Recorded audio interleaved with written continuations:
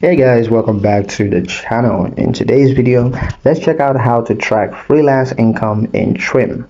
Freelancer or side hustler, here's how to track your freelance income using Trim.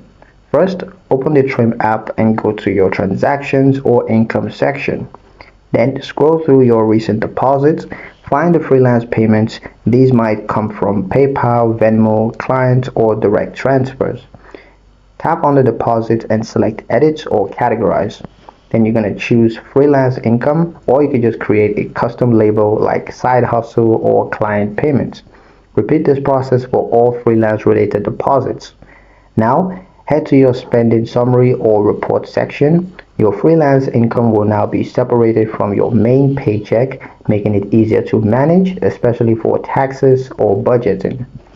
And if you get paid irregularly, you can even set up reminders or manual entries to keep your income tracking up to date. And that's it. Freelance income is now visible and organized in Trim. In the next video, I'm going to show you how to compare income versus expenses using Trim. Hit subscribe for more smart money tips and don't forget to like the video. Thank you guys for watching, and I'll see you in the next one.